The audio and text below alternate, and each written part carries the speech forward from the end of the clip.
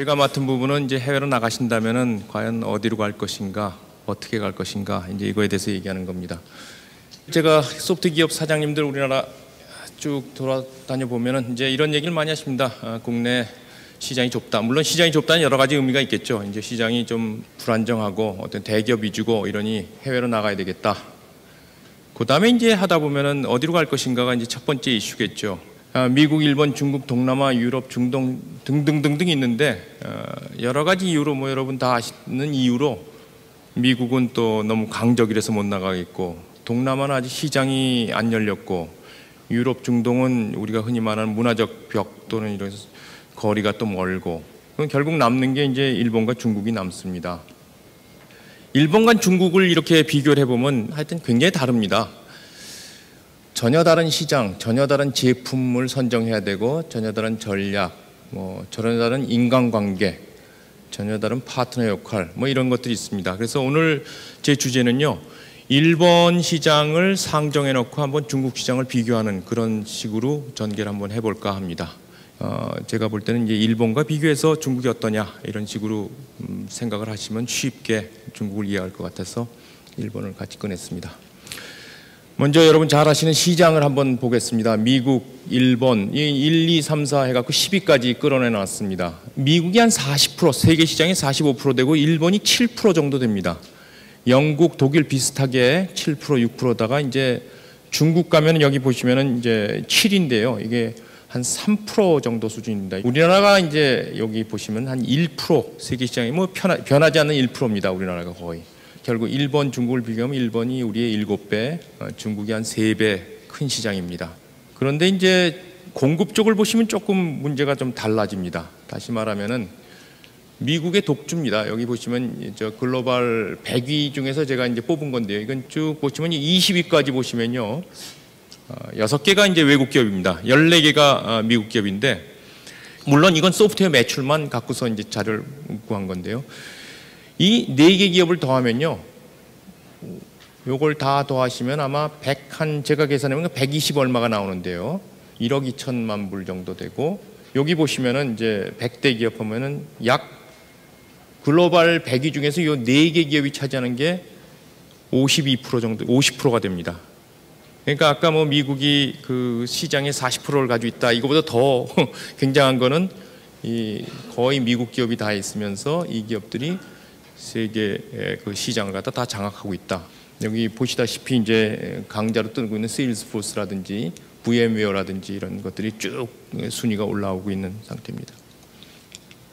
일본 시장은요, 일본 시장은 지금 우리나라가 가서 성공은 하는데 참 불행히도 마이너스 시장입니다. 계속 그 마이너스로 내려가고 있는 시장입니다. 여기서 보시면은 이제 이거는 인터넷 서비스 관련하고는 성장하고 있는데, 이제 라인 같은 거겠죠, 이게.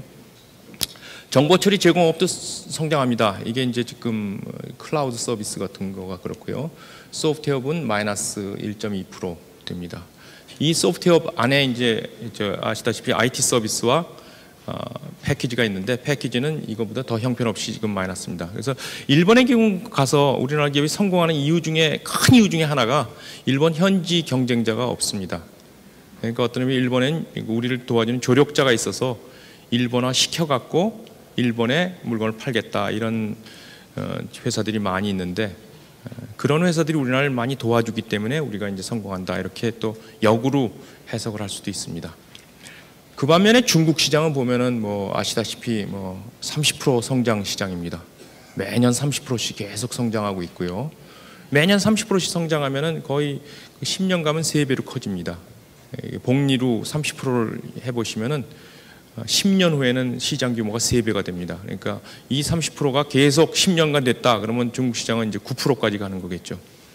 중국 그 시장만 큰 게 아니라 인프라도 굉장히 같이 발전하고 있습니다. 여기 인프라 제가 2개를 뽑았는데, 하나는 지식재산권이고 또 하나는 사람 수입니다. 사람 수도 어마어마하지만 이제 그 증가율 자체가 굉장합니다. 20%씩 그 인력도 증가하고 있고, 지식재산권 소프트웨어 쪽이니까 특허가 아니라 우리 프로그램이겠죠. 프로그램 등록하는 것도.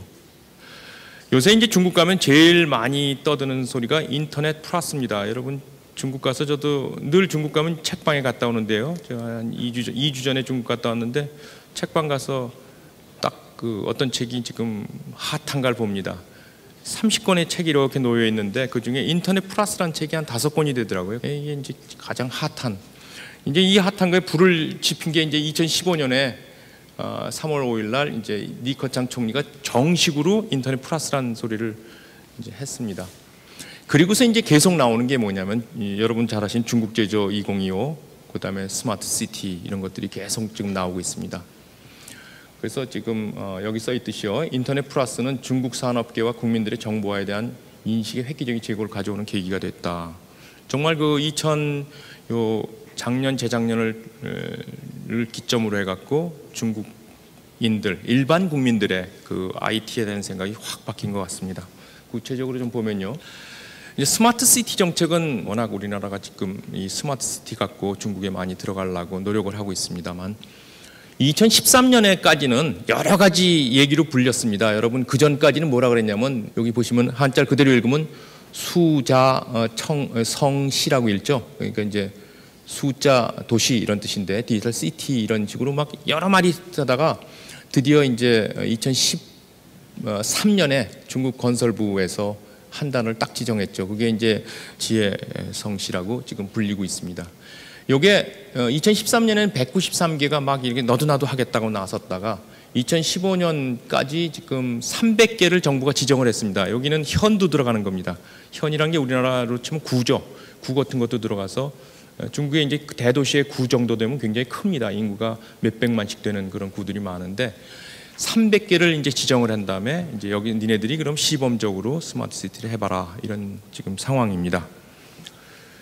그리고 이제 이렇게 많은데 이런 것들을 각 도시가 골라서 지금 하고 있습니다. 우리 도시는 스마트 교통을 하겠다. 스마트 교통은 거의 다 들어갑니다. 또 어떤 데는 스마트 인프라를 하겠다. 무슨 하수도 같은 거. 이런 식으로 각 도시가 여기서 몇 개를 골라서 이렇게 하고 있죠. 그리고 민간 자본이 지금 들어가갖고 예를 들어서 디지털 차이나 서주시 이런 대당 전시는 남통, 그다음에 화승천성은 우한 이런 식으로 알리바바는 해남 이런 식으로 이제 매칭을 해갖고 지금 하고 있습니다. 또 IDC 사업도 활발히 진행되고 있습니다. 잠깐 여담을 해드리겠습니다. 그래서 제가 몇 번 갈 때마다 스마트 시티 잘 돼요 이렇게 묻습니다. 근데 우리나라 기업한테 갈 때 여기서도 아마 관계되는 기업들이 오셨을 거예요. 지금 중국이 스마트 시티가 핫합니다. 빨리 우리가 나가야 됩니다. 나가는 방법이 이렇습니다. 뭐가 좋습니다. 이런 얘기를 많이 들었는데요. 중국 가서 중국 분한테 얘기를 들으니까 아주 재밌는 얘기를 하더라고요. 스마트 시티가 작년까지 핫했는데 우리 알다시피 시진핑 주석이 이제 그 반부패를 하는 바람에 많이 스탑됐습니다. 이런 얘기를 해요. 중국 분이 그래서 근데 왜 그런 거 스탑되죠? 그랬더니 뭐 자기가 먹을 것도 없는데 못하러 열심히 해갖고 저건 나중에 잘못하다 걸리면은 자기 과거 10년치가 다 드러나는데 지금 몸을 사리고 있기 때문에 조금 진행이 늦을 겁니다. 그런 얘기를 하더라고요. 그래서 이게 아마 그 중국의 행태인 것 같아요. 밀 때 확 바람 불 때 막 가고 또 한번 바람이 끊기면은 이제 거기서 그냥 사그러들고 좀 그런 것 같습니다. 제가. 네. 두 번째 이제 또 핫한 게 이제 우리나라랑 똑같습니다. 여기도 국산화율을 정해놓고 막 합니다. 특히 12차 5개년 계획에서는 70% 80%를 정해놨죠. 우린 국산을 70% 80% 쓰겠다. 이런 여러분 잘 아시는 특히 이 IOE 그래서 I가 이제 IBM, 오라클 그리고 EMC 이거를 몰아내자. 우리 뭐 고죠 고 양키즈 하는 거랑 똑같죠. IOC에서 하는 건데 이제 세 번째가 여러분도 중국 가시면은 소프트웨어 단지를 많이 보여줄 겁니다. 남경이든지 뭐 대련이든지 이런데요. 소프트웨어 단지 가보면 아마 여러분 입이 쩍 벌어질 겁니다. 어마어마한 시설과 어마어마한 규모, 아마 놀랄 겁니다. 중국은 2001년부터 10개 도시, 그때 이제 10개를 지정했죠. 요 도시가 10개입니다. 여기요. 요걸 지정해서 어떤 데는 빨리 나가고 어떤 데는 뭐 천천히 가고 하는데 예를 들어서 북경상에는 완전히 이제 뭐 큰 단지가 됐고요. 남경 같은 데가 이제 이 소프트웨어 단지로 지금 활성화를 하려고 하고 있습니다. 그래서 이런 걸 지금 하고 있고, 그 다음에 이제 또 여러분이 중국 가서 듣는 게 이제 요 단어를 많이 들을 겁니다. 863 또는 핵고기. 이 863은 이제 거의 끝나갑니다. 이제는 많이 말이 안 나올 거고, 요 핵고기가 많이 나오는데, 이게 핵이 뭐냐면요, 아마 핵심 전자부품이라는 뜻이고요. 고가 뭐냐면은 첨단 그러니까 IC 쪽이고요. 기가 우리한테 중요한 건데, 기초 소프트웨어 이렇게 얘기를 합니다. 그래서 핵고기 하면 요 세 가지를, 그러니까 IT에 관한 프로그램입니다. 그래서 2020년까지 하기로 돼 있고 엄청난 돈을 넣고 있고요. 신문지상에 많이 오르내립니다. 뭐 이 핵고기 정책으로 해갖고 이제 어떤 산업들이 이제 M&A도 하고, 왜냐하면 핵고기의 기준에 뭐 얼마 이상 매출이 돼야지만 들어올 수 있다 이런 것 때문에 굉장히 요새 M&A가 많이 일어납니다. 그 이유 중에 하나가 바로 이 기초 소프트웨어 쪽이 많습니다. 특히 이제 기초 소프트웨어는 뭐냐면은 여기서 말한 대로 기초 소프트웨어는 OS, 미들웨어, DBMS의 국산화를 얘기합니다. 이 중에서도 아마 제가 이렇게 가서 물어볼 때마다 느끼는 건데, 미들웨어 쪽은 거의 이제 중국 제품이 많이 된 것 같고, OS도 지금 리눅스 쪽으로 많이 가서 이것도 그런데, 제일 지금 중국에 아픈 데는 DBMS입니다. 그러면 이제 주제를 좀 바꿔서요, 여러분들 관심 있는 이제 쪽으로 한번 가보겠습니다. 에러 요인. 뭐 어디나 다 사업에 에러 요인이 있지만, 크게 보면 제가 이제 그림을 한번 그려봤는데요. 이 그림을 한번 저랑 같이 이해를 한번 설명을 드리면은, 여기 이제 국내 개발사가 있고요. 결국 여기 최종 소비자가 있습니다. 그리고 이 선은 이제 우리나라 해외를 가르는 선이 되겠습니다. 보통 이제 이 유통망이라는 게 이렇게 구름처럼 존재하고, 그 앞에 파트너사가 존재합니다. 이 파트너사는 뭐 하는 회사냐? 대개가 이 국내 제품을 갖다가 해외 현지화 시키는 회사입니다. 그리고 이제 이런 회사를 소개시켜주는 링크라는 게 있죠. 뭐 저는 단어를 제가 이제 링크라고 붙였는데, 이제 흔히 얘기하는 거간이죠, 거간. 에이전트, 또 컨설턴트, 뭐 그렇죠? 그런 회사들이 이제 돌아다니면서 한국에 있는 좋은 회사가 있으면 이걸 딱 픽업해서 이거 어디다 팔면 좋겠다 이렇게 이렇게도 연결시키기도 하고요.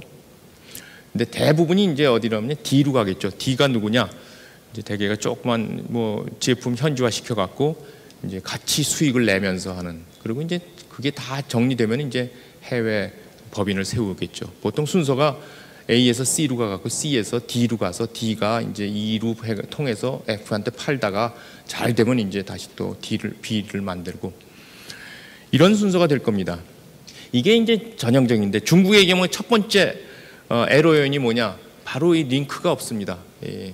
협력 거강꾼이 뭐 가끔 이제 조선족도 들어와서 얘기하고 뭐 하지만, 되게 이제 이분들이 이런 소프트웨어업이나 이런데 잔뼈가 굵은 분들이 아니고 어떤 관계를 하나 가지고 와서 끈을 들고 들어오는 것뿐입니다. 그래서 제일 첫 번째 이슈는 링크가 없다. 두 번째 이슈는, 여러분이 이제는 그 한 10년 전만 해도 중국 가면은 이렇게 어깨를 폈는데, 지금은 중국 가면은 이제 위축이 될 수밖에 없는 이유가 바로 이 규모예요. 근데 이 1위부터 10위까지 보면 첫 번째 특징은요, 여기 보세요. 소유기관 한번 보십시오. 국가 소유 이외에 개인 경영이라는 게 이거 하나 있고요. 여기 둘. 그 다음에 여기 와서 여기 셋 있네요. 그리고 여기 넷 있네. 그리고 다른 거는 국가 아니면 대학입니다. 근데 중국은 대학도 국가이기 때문에 이건 국가입니다. 그럼 과연 이 20개 중에서, 제가 고른 20개 중에서 4개만이 국가냐? 안을 들여다보면은 이 개인이라는 것도 알게 모르게 국가랑 연결되어 있습니다. 알게 모르게 국가랑 연결되어 있기 때문에 국가기관과 연결한다 이렇게 생각하시고, 또 규모가 무지 크다. 또 하나 중요한 이슈는 바로 이 이슈인데요. 이게 뭐냐면, 중국의 유통망이 아직 완전하게 형성이 안 돼 갖고, 이 아까 말씀드린 그 협력 파트너, 우리나라를 도와줘야 되는 협력 파트너, 우리는 중국화를 시켜야 되는, 제품을 중국화시키고 제품이 중국에 맞는지 안 맞는지를 알려주는 그런 협력 파트너사가 SI 개발사, 유통사 이거와 다 뭉뚱그려져 있어요. D와 E가 붙어 있습니다.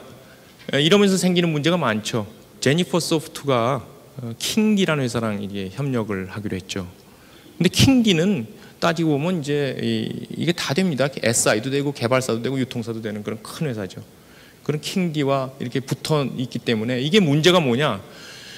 파트너사가 만약 앞에처럼 일본처럼 만약 떨어져 있다면 죽자사자 할 겁니다. 이 제품을 자기가 성공시켜야지 자기도 마진이 들어오는 건데, 이런 관계에서는 뭐 팔리면 좋고 안 팔려도 다른 회사 제품도 많고 이런 상태가 되기 때문에 한계를 많이 느끼죠. 우리가 가서 MOU를 맺든 무슨 뭘 하든 간에 그 회사가 열심히 할 그렇게 인센티브가 많지 않은 상태입니다. 이제 마지막 중국의 이제 문제가 시장인데요. 시장 자체가 굉장히 다층화되어 있습니다. 그래서 제가 하나 예만 은행을 한번 분석해 보니까 지금 은행은 중앙은행, 인민은행 있고요. 정체성 은행에서 개발은행, 무슨 수출입은행, 농업발전은행 이렇게 있고 국유은행이 5개 있죠. 우리가 다 아는 은행입니다. 교통은행, 공상은행, 농업은행, 중국은행, 건설은행. 이거 뭐 굉장히 많이 중국 가면 늘 보는 은행이 있고 그다음에 이제 대형 상업은행이 있습니다. 여기 초상은행, 중신 이렇게 쭉 광따에서 도시를 기반으로 하지만 전국을 전체를 다 커버하는 대형 은행이 있습니다. 여기까지가 인류은행입니다. 이거는 뭐 초인류죠. 그 반면에 도시 상업은행이라는 게 137개. 도시마다 이제 도시를 거점으로 하는 은행들이 있습니다. 농촌 상업은행은 수천 개가 있습니다. P2P 뭐 중국 얘기를 하는데 왜 중국이 그렇게 빠르냐? 제가 볼 때는 이 농촌 상업은행, 도시 요 은행들이 다 하나씩 덤비거든요. 그러니까 뭐 어마어마하게 P2P가 빨리 갈 수밖에 없고 뭐 우리는 이제 여러분 잘 아시듯이 파지티브 시스템이라서 요 은행이 해라 이렇게 되는데 중국은 반대입니다. 요런 법을 위촉 안 하면 된다. 이러니까 뭐 몇천 개가 천몇백 개가 한꺼번에 확 생기는 이유가 바로 이런 은행들이 이제 그래서 우리나라도 중국 전문가들이 하는 얘기가 요 농촌 은행들이 지금 그런 인터넷 금융 솔루션을 찾고 있대요. 그래서 이거 하면 좋은데 그래서 내가 야 우리가 제일 약한 부분을 건드리니 알았다 그러면서 내가 끝냈는데 아마 이쪽에서 굉장히 많이 지금 인프라 구축에 대해서 지금 관심이 많습니다. 그 반면에 이 위의 은행들은 지금 글로벌 컴퍼니만 상대하지 여기까지는요. 우리나라의 무슨 제품 이런 건 일단 윗선에 결제도 못 올라갈 겁니다. 결국 우리가 이제 이런 은행을 타겟으로 할 수가 있다 이런 걸 보여주는 거예요. 이렇게 시장이 굉장히 복잡 미묘하게 되어 있습니다. 이제 더 큰 문제는 이 시장의 다층화 중에 더 큰 문제는 이 상대방이 태도가 다르다는 겁니다. 그 태도를 어떻게 구별할 수 있냐? 국가냐 아니냐 따라서 태도가 다릅니다. 국가를 여러분이 이제 중국 가서 만날 때 그 상대방이 관공, 제가 이제 붙인 이름이지만 관이나 관공 고객일 때 상대하는 방식과 민간일 때 상대하는 방식이 다릅니다. 간단히 얘기해서 민간은요 개수는 굉장히 적어요. 그리고 이 사람들은 그렇게 브랜드 그렇게 따지지도 않아요. 예를 들면요 민간 병원에 보면은 전체 병원 수의 43%인데요 환자 수로 보면 2.7%밖에 안 됩니다. 그러면 97.3%가 누구냐? 다 국가 소유 병원입니다. 군대 병원이든지 대학 병원이든지 국가. 그러니까 여러분이 병원에 못 들어간다, 병원 사람을 만난다. 우리나라처럼 생각하면 안 됩니다. 이 사람은 국가기관 공무원을 만난다고 생각하시는 게 더 쉽습니다. 그럼 공무원의 행태에 대해서 익숙해야죠. 결국은 이쪽으로 가게 됩니다. 이쪽으로 가게 되는데 이쪽은 이슈가 뭐냐? 통신학교, 병원, 에너지, 교통 등 기관 산업은 모두 국가가 관리하고 민영화된 기업이라 할지라도 국가, 즉 지방정부 및 국가기관이 중요한 의사결정에 관여하고 이제 세 번째는 기본적으로 중국 제품을 선호합니다. 이 사람들은 나중에 책 잡힐 일을 하고 싶어 하지 않아요. 그래서 이거 어디 거냐? Made in 또는 Made by Chinese company냐 이걸 굉장히 따집니다. 그리고 마지막으로 이제 중요한 이슈인데요. 관시를 중시합니다. 민영 고객은 지금 이런 얘기를 해서 굉장히 가격을 치고요. 이건 이제 민영 고객들은 숫자도 얼마 안 되고 만나더라도 가격을 굉장히 치고 품질, 기능 뭐 이런 걸 따지기 때문에 이것도 좀 그렇게 쉽지 않습니다. 그리고 굉장히 많은 경우에 중국 기업들이 벌써 다 하나하나씩 잡고 있습니다. 그 다음에 이제 늘 저한테 요구하는 게 성공 사례 좀 발표해 줘. 사례를 발표해달라. 근데 그 사례를 발표하는데 성공 사례를 요청하거든요.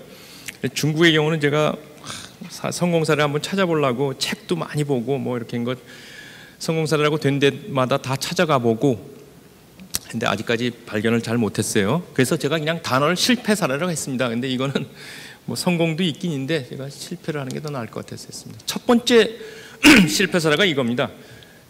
집토끼에서 산토끼로, 이거 제가 그냥 붙인 이름인데 굉장히 이해가 쉬운 것 같아요. 그래서 집토끼에서 산토끼로 가겠다고 다 선언을 했습니다. 제가 2007년도에 중국 가서 기업들 보니까 내가 지금 현재는 한국 기업들, 한국에서 온 국내 기업들을 대상으로 한국에서 온 은행을 대상으로, 한국에서 온 제조업을 대상으로 하지만 곧 산토끼를 잡으러 갈 겁니다.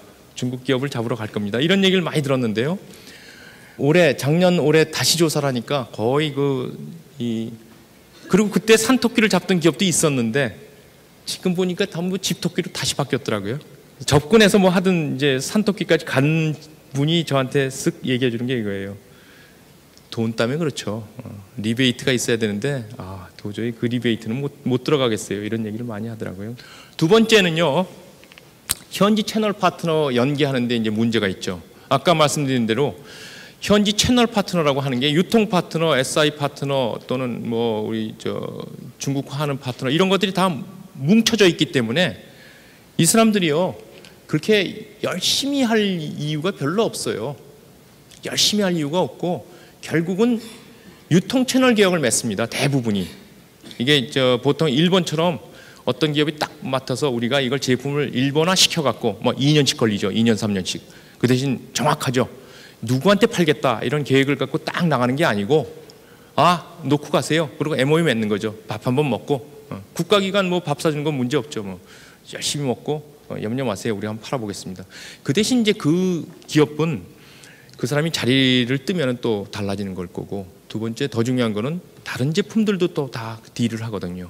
그러다 보면 특별한 아주 굉장한 장점이 있지 않거나 굉장히 많은 높은 마진을 주지 않은 한 팔아줄 이유가 별로 없습니다. 그러니까 중국 기업은 경제적 부담이 없는 계약을 하고 있어서 제품이 시장에 큰 환영을 받는다면 모르지만 그렇지 않으면 우리 제품만은 열성적으로 판매할 가능성이 높지 않다.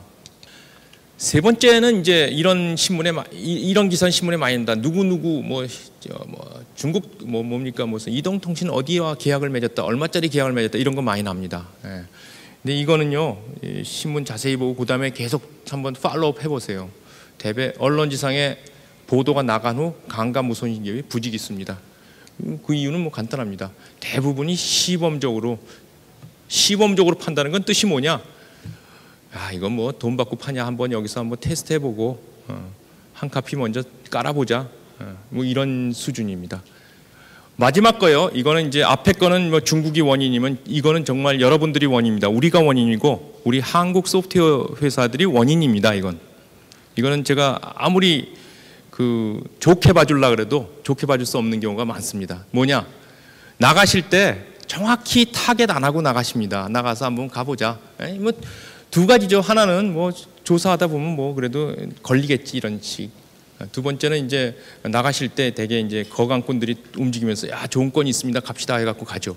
뭐 코스트가 안 드는 거 아니냐 이러면서 이제 나가는. 그것도 문제지만 이제 제일 중요한 문제는 시장 조사 및 전략 수립이 어렵습니다. 시장 조사 할 수가 없어요. 전체를 아는 사람도 잘 없고 누구를 만나야 되는지도 잘 모르고 이게 거기 있으면서 또 중국 사람들, 중국 기업인들이 겨우겨우 알아내는 걸 갖다 우리 여기 앉아서 물 건너갖고 말도 안 통한 데 가서 그거 안다는 거 이건 불가능합니다. 네. 이게 굉장히 큰 이슈인데 전략 제품의 부재는 우리 잘못도 있는데 또 잘못이라고 할 수도 없는 게 어떻게 알 재간이 없습니다. 뭐 어디 컨설팅 회사한테 돈 주고 해도 안 될 정도로 그렇습니다. 어떻게 하느냐?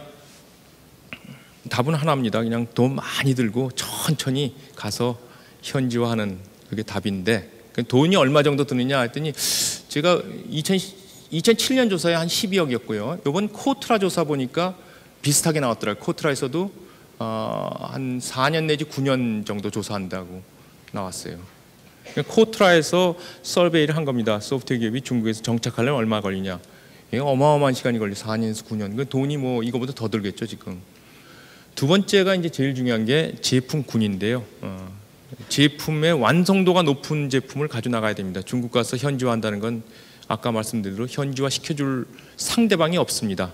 이걸 잘 인식하셔야 됩니다. 두 번째는 뭐 아시다시피 기술 유출에 대비한다는 거는 두 가지예요. 기술 뭐 가져가라. 나는 앞으로 간다. 나는 버전업 한다.